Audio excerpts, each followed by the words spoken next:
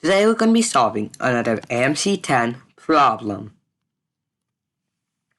Let n be the least positive integer greater than 1000 for which greatest common denominator of 63 and n plus 120 is 21 and the greatest common denominator of n plus 63 and 120 is 60.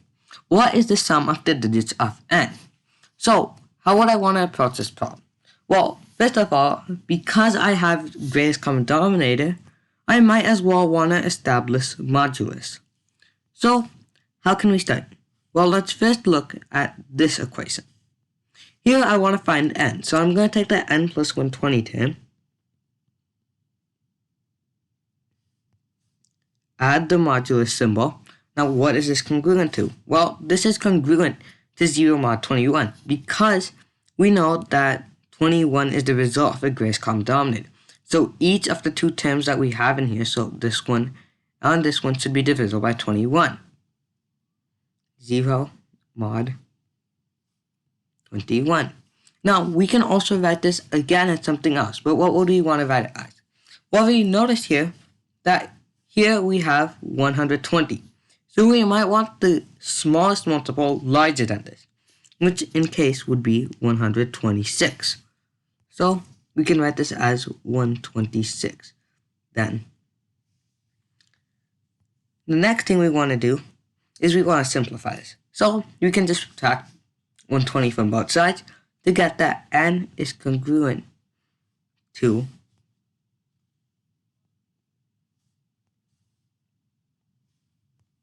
6 mod 21.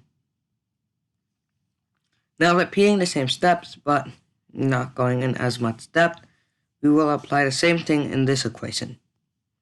So, n plus 63 is congruent to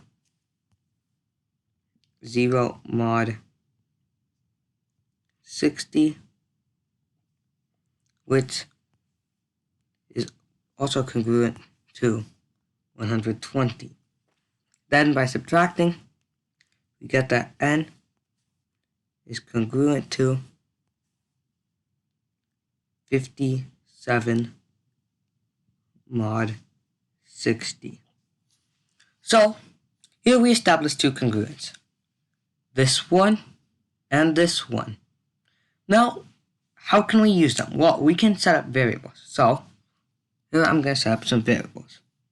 So, because n was congruent to 6 mod 21, we write 6x, well, 21x plus 6 is equal to n. Now, another way we could write this is using 57 mod 60. So here we would write, which is congruent to 60y plus 57. Now, what should we do now? Well, we should try solving these two parts. So we solve them. So first, we want to move the variables here and the actual numbers there.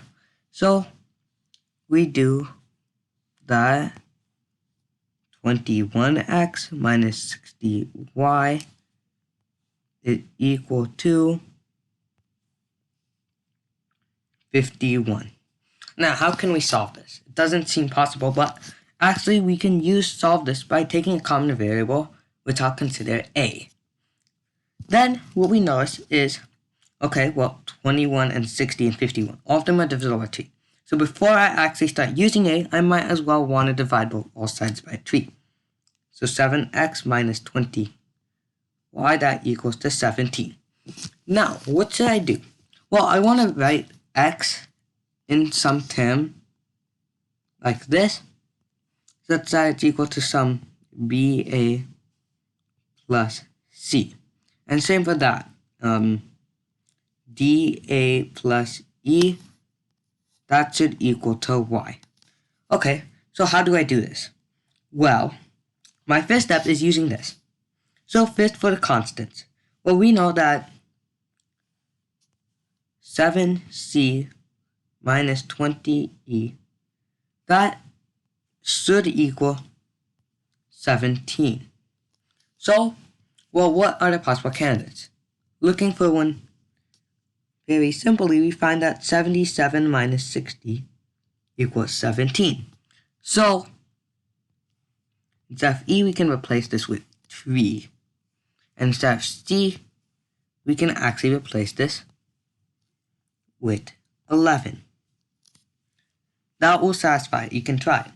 Now, B and D. Well, this should equal 0. So, what I can just simply do is by using cross multiplication, for X it should be 20, and for Y it should be 7. Okay, well now I got it in here, so what should I do now? Well, maybe I could try plugging this back in here again. So if I plug it in here, I get that 420A plus 237 equals to N. Now, it seems like we're going to approach a solution soon. So let me rewrite what we just learned. We learned that N can be written as 420A plus 237. Okay, so now what else should we include? Well, as we can notice, we should try using this fact to get us a head start. So, because it has to be greater than 1000, we know that A has to be greater than equal to 2.